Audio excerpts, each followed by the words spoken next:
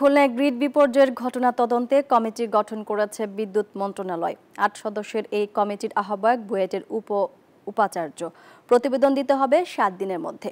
রোববার সচিবালয়ে এসব কথা জানিয়েছেন বিদ্যুৎ উপদেষ্টা। তিনি জানান, এবার গ্রীষ্মকালে লোডশেডিং সহনীয় রাখতে তেল ভিত্তিক বিদ্যুৎ কেন্দ্রে উৎপাদন বাড়ানো হবে।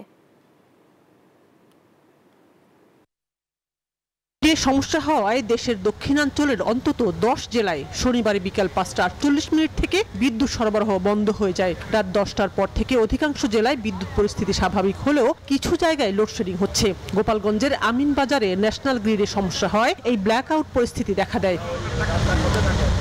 ঘটনা তদন্তে একটি কমিটি গঠন করেছে বিদ্যুৎ মন্ত্রণালয়। 8 সদস্যের কমিটিতে আহ্বায়ক বুয়েটের উপাচার্য আব্দুল হাসিব চৌধুরী। প্রতিবেদন দিতে হবে 7 দিনের মধ্যে। কমিটি গ্রিড বিপর্যয়ের কারণ ও ভবিষ্যতের করণীয় নিয়ে সুপারিশ দেবে। সচিবালয় সংবাদ সম্মেলনে এসব তথ্য জানিয়েছেন বিদ্যুৎ উপদেষ্টা ফাউজুল কবির খান। আমরা যখন এই কমিটিটা করছি, এটা কিন্তু বিদ্যুতের কাউকে প্রদান করি নাই। এখানে বিদ্যুৎ বিভাগের যেরকম লোক আছে, বিদ্যুৎ বিভাগের বাইরের লোক অনেক, বুঝতে পারছেন? ওই জন্য আমরা এমনভাবে করছি যে এটা কেউ যাতে ওই দায় এড়াতে না পারে আর কি। এটা যদি ওই যে যদি ফেলিওর হয়ে থাকে, যারা গ্রিড ম্যানেজমেন্ট করেন তাদের যদি ফেলিওর হয়ে থাকে, সেটা আমরা আইডেন্টিফাই করবো। উপদেষ্টা কথা বলেন লোডশেডিং নিয়েও। জানান, এখন 16,500 মেগাওয়াট বিদ্যুৎ উৎপাদন হচ্ছে। গরমের কারণে সামনে চাহিদা 18,000 মেগাওয়াট পর্যন্ত বাড়তে পারে। তখন তেল ভিত্তিক কেন্দ্রগুলো চালু করা হবে।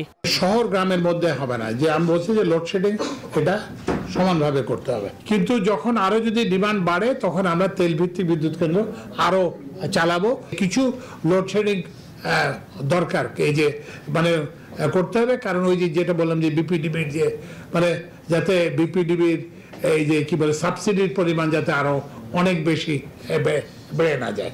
এদিকে শনিবার মেট্রো রেল 1 ঘন্টা বন্ধ থাকার কারণ খতিয়ে দেখতেও একটি কমিটি গঠন করেছে বিদ্যুৎ মন্ত্রণালয়। উপদেষ্টা জানান, বিদ্যুৎ বিপর্যয়ের কারণে নয়, এটি ছিল কারিগরি সমস্যা। শানাজি ইয়াসমিন, নিউজ 24, ঢাকা।